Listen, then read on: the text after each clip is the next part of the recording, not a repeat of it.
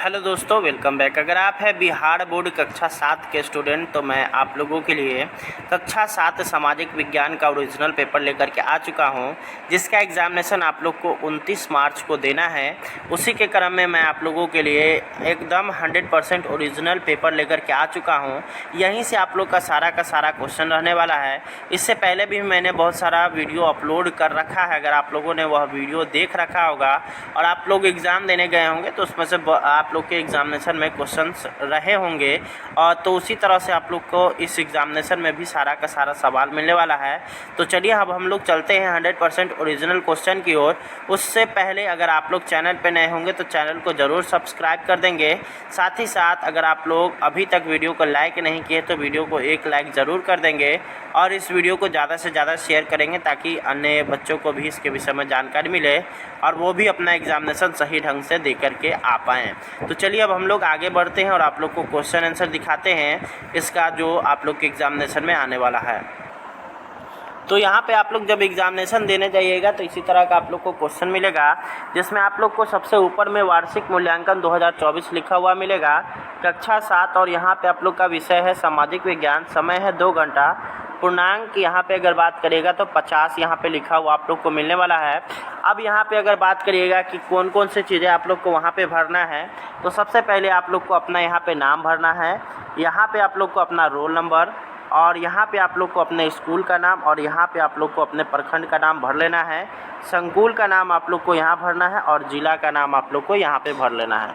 तो ये सारा प्रक्रिया आप लोग को कर लेना है। अब यहाँ पे बात आती है कि कौन कौन चीज़ें आप लोग को नहीं भरना है। तो शिक्षक का हस्ताक्षर हो गया, मूल्यांकनकर्ता का हस्ताक्षर हो गया और प्राप्तांक हो गया। इन तीनों चीज़ों को आप लोग को नहीं छूना है।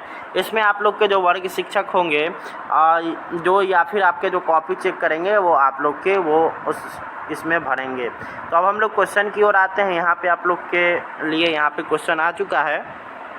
अभी तक आप लोग अगर वीडियो लाइक नहीं किए होंगे तो ज़रूर लाइक करेंगे। पहला क्वेश्चन है कि सही के सामने सही तथा गलत के सामने गलत का निशान लगाइए।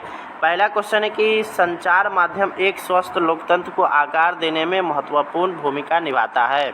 तो अगर बात करेगा संचार के माध्यम की, तो संचार माध्यम अगर देखा जाए तो अभी वर्तमान समय में जो सबसे ज़्यादा अभी लोकप्रिय है वो है मोबाइल। तो क्या वो लोकतंत्र को आकार देने में महत्वपूर्ण भूमिका निभाता है? तो बिल्कुल सही हो जाएगा, क्योंकि मोबाइल ये हो गया या फिर जो है अन्य चीज़ें जैसे टेलीफोन हो गए, टीवी हो गया, इंटरनेट हो गया, सभी के सभी क्या है लोकतंत्र को आगे बढ़ाने का काम करता है। अगला सवाल आता है कि थोक बाजार से उपभोक्ता ग्राहक सीधे सामान खरीदता है। तो थोक व्यापारी से ग्राहक जो होते हैं वो सीधे सीधे सामान नहीं खरीदते हैं, बल्कि उनको जो है खुदरा व्यापारी से खरीदना पड़ता है। तो इसलिए इसका हो जाएगा इसमें गलत। उसके बाद आप लोग का है कि अकबरनामा बीरबल ने लिखा है। तो बिल्कुल इसका गलत आंसर हो जाएगा, क्योंकि अकबरनामा का जो रचना है वो बीरबल के द्वारा नहीं किया गया था। अगला सवाल आता है कि सांकेतिक मुद्रा का प्रचलन मोहम्मद बिन तुगलक ने शुरू किया था। तो ये बिल्कुल सही। मोहम्मद बिन तुगलक के समय ही भारत में सांकेतिक मुद्रा का प्रचलन शुरू हो गया था। आगे हम लोग देखेंगे तो रिक्त स्थानों की पूर्ति करिए।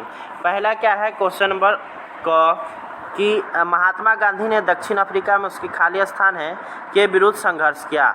रंगभेद है और छुआछूत है। तो यहाँ पे याद रखिएगा कि कभी भी दक्षिण अफ्रीका की आंदोलन की बात आवे तो वहाँ पे ज़्यादातर आंदोलन, जितना भी आंदोलन है लगभग जो है वो रंगभेद से संबंधित है। इसलिए इसका आपका जो ये हो जाएगा आंसर वो होगा आपका रंगभेद। यानी कि पहला जो महात्मा गांधी जो दक्षिण अफ्रीका गए थे वहाँ पे जो उनके द्वारा संघर्ष किया गया था वो रंगभेद के खिलाफ शुरू किया गया था।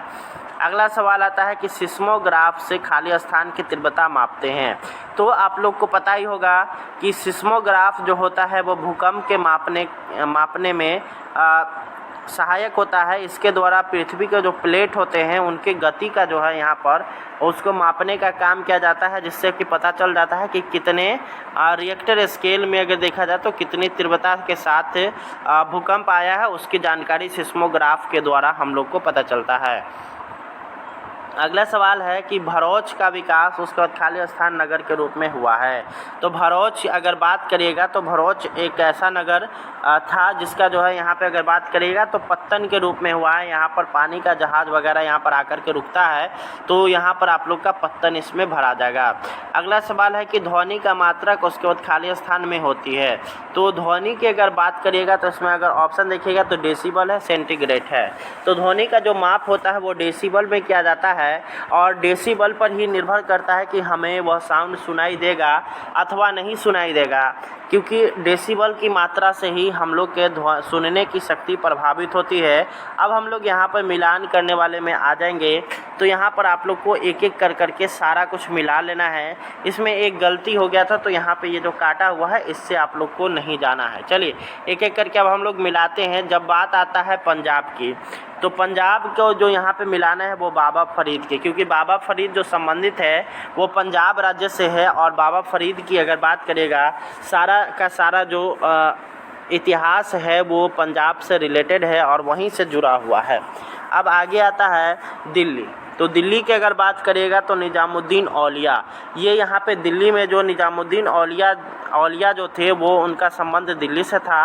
अभी भी आप लोग अगर दिल्ली जाते हैं तो चांदनी चौक के आसपास इनका जो है पूरा का पूरा अभी भी जिक्र मिलेगा। आगे हम लोग देखेंगे तो बरौनी बिहार में है और बिहार में अगर देखिएगा तो बिहार में तेल शोधक कारखाना कहाँ है जो सबसे पुराना है, तो वो बरौनी हो जाएगा। तो यहाँ पे बरौनी जो है वो तेल शोधक कारखाना से रिलेटेड है, तो इसलिए ये तेल शोधक कारखाना में इसको मिला लिया जाएगा। अब यहाँ पे पूर्णिया की अगर बात करेगा तो पूर्णिया में जूट का उत्पादन होता है और साथ ही साथ वहाँ पर एक जूट मिल भी है, तो जिस कारण से पूर्णिया का यहाँ पे जो सही मिलान होगा वो जूट से हो जाएगा। आगे अब हम लोग बढ़ेंगे तो यहाँ पर अगला सवाल आता है कि किन्हीं 4 प्रश्नों का उत्तर दीजिए।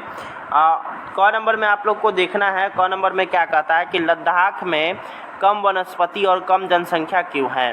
तो इसका आंसर क्या हो जाएगा कि लद्दाख एक ठंडा रेगिस्तान है और अधिकांश क्षेत्र किसी भी वनस्पति से रहित है। तापमान अक्सर चरम सीमा तक पहुंच जाता है और यहाँ रहना आसान नहीं होता है। तो इसीलिए क्या होता है कि लद्दाख में वनस्पति और जनसंख्या दोनों ही कम पाया जाता है, क्योंकि जब वहाँ पे भोजन की यहाँ पे उपलब्धता ही नहीं रहेगा, साथ ही साथ लोगों का रहना वहाँ पे सुरक्षित ही नहीं रहेगा, तो इसलिए वहाँ पे जनसंख्या कम पाया जाता है। अगला है कि विज्ञापन को बार बार प्रसारित क्यों किया जाता है। तो विज्ञापन की अगर बात करेगा तो आप लोगों ने भी टीवी पे, मोबाइल पे आप लोग देखे होंगे, ऐड चलता रहता है, तो उसी को विज्ञापन कहा जाता है। तो विज्ञापन का बार बार प्रसारित करने से उस वस्तु के विषय में जानकारी देना, ताकि उससे संबंधित लोगों के अच्छे भाव आए और वो सामान को खरीदे। अगला यहाँ पर आता है कि पॉलीथीन बैग के क्या क्या विकल्प हो सकते हैं। तो यहाँ पे हम लोगों ने 2 लिखा है, जूट का बैग और कपड़ा का बैग, क्योंकि ये दोनों को अगर आप लोग अगर मिट्टी में डाल देते हैं तो वो सड़ जाएगा। ठीक है, आगे अब हम लोग देखेंगे तो थोक एवं खुदरा व्यापारी में अंतर लिखें। तो थोक व्यापारी इसके पास सामान अधिक मात्रा में रहता है तथा यह खुदरा व्यापारी को सामान बेचता है। खुदरा व्यापारी तो इससे ग्राहक सामान खरीदते हैं। तो ये आप लोग का ये हो गया। उसके बाद अगला यहाँ पर है कि पानीपत की प्रथम लड़ाई किन के बीच और कब हुई थी। तो पानीपत की प्रथम लड़ाई की अगर बात करिएगा तो बाबर और इब्राहिम लोदी के बीच 21 अप्रैल 1526 में लड़ा गया था। आगे आप लोग का आता है कि किन्हीं एक प्रश्न का उत्तर दीजिए। क नंबर में है कि 8वीं शताब्दी के आसपास हुए परिवर्तनों को लिखे। ख है जन जागरूकता में मीडिया की अहम भूमिका है कैसे। पठार किसे कहते हैं, पहाड़ और पठार में अंतर लिखे। तो यहाँ पे आप लोग को ख नंबर का आंसर है। आप लोग इस वीडियो को रोक करके आसानी से इसको लिख सकते हैं। तो उम्मीद करते हैं कि आपको वीडियो पसंद आया होगा। इस वीडियो को ज़्यादा से ज़्यादा शेयर करिए ताकि अन्य लोगों को इसके विषय में जानकारी मिले। मिलते हैं आप लोग से नेक्स्ट वीडियो में। धन्यवाद। Thanks for watching.